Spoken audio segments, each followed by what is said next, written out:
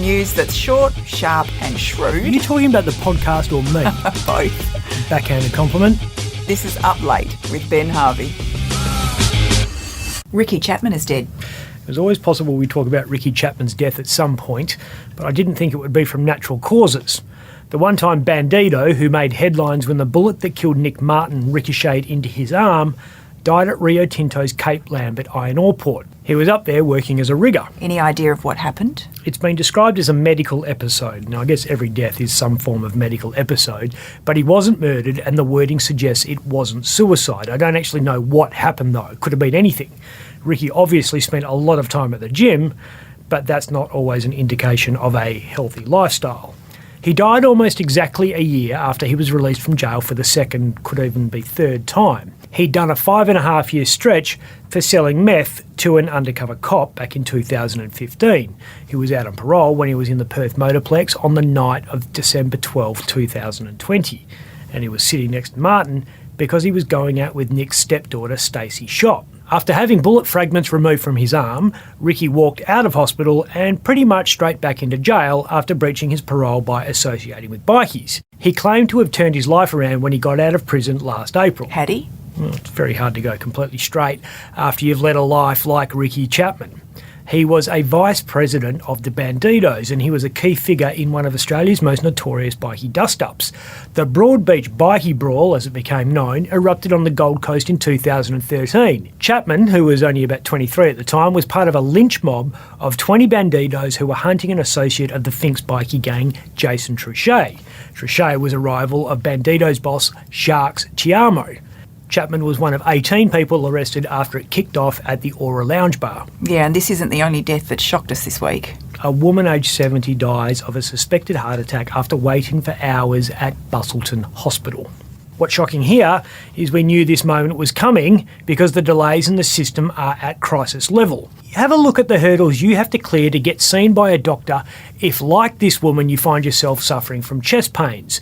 You've first got to actually get through to someone when you call 000. Up until very recently, that involved listening to an automated public information monologue about COVID, like you're worried about coronavirus when you're having a heart attack. Then you wait for an ambulance to arrive. In 90% of Priority 1 cases, that should take 15 minutes. But last month, there was a 1 in 3 chance you were waiting a lot longer than that. When the ambulance does get to you, you have to hope there's actually a paramedic on board. You might get a lesser qualified patient transfer officer or a volunteer, because so many paras either have COVID or are isolating because they're a close contact.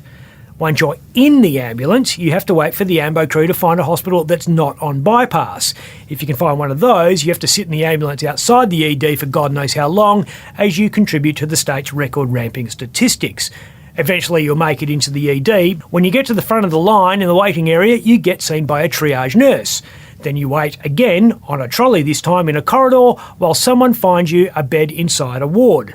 Then you wait on the bed for a doctor to be free. Hopefully you're lucky and you're in the 43% of patients who get to see that medic within the clinically recommended timeframe of 30 minutes after presenting at hospital. And once you have been seen by the doctor, who hopefully got the diagnosis right because he or she can't focus properly after working 20 hours straight, you get admitted to a proper hospital ward for treatment. It's amazing that as many people survive as they do. Yeah, it can take a long time to be seen at the moment. Everything takes a long time in hospital land. It's going to take a month and a half to complete Amber Jade Sanderson's thorough and detailed investigation to understand what happened. Amber Jade, I know you're still new on the job, but every investigation into a hospital death should be thorough and detailed. The 6-week wait is a joke, but it's not a shock, considering how long it took to finalise the report into Aishwarya Aswath's death. We should just nuke the system and start again. Russians can help with that. Yeah. Уважаемые товарищи, добрый день. Ракетного комплекса «Сармат».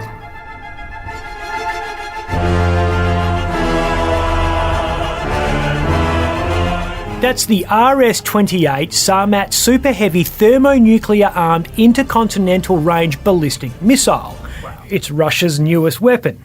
NATO calls it Satan II.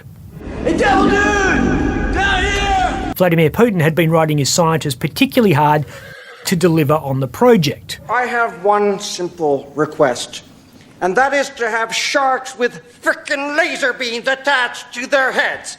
He issued a statement saying, "This truly unique weapon will strengthen the combat potential of our armed forces, reliably ensure Russia's security in the face of external threats, and will provide food for thought to those who in the heat of frenzied aggressive rhetoric try to threaten our country." The Pentagon has issued its own statement saying the American people should rest assured that we are fully prepared, as they have been since 1951. We must be ready every day, all the time, to do the right thing if the atomic bomb explodes.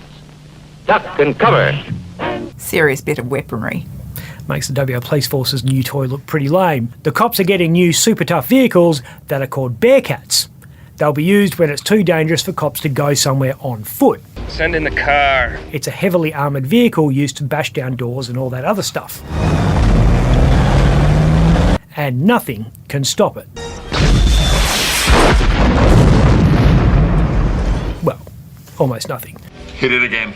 Rather than use it to rescue hostages being held by Alan Rickman in the Nakatomi Plaza, Do you really think you have a chance against us, Mr. Cowboy? the cops are going to use it to bash down bikie clubhouses and respond to bomb threats, etc., etc. The police minister looks pretty happy about it. We'll have 2 brand new vehicles straight off the production line from America. Paul Papaleo was being serious and diplomatic, but you just knew he wanted to say, Yippee-ki-yay, motherfucker. if you'd like to watch Up Late with me, Ben Harvey, search for The West Australian on YouTube.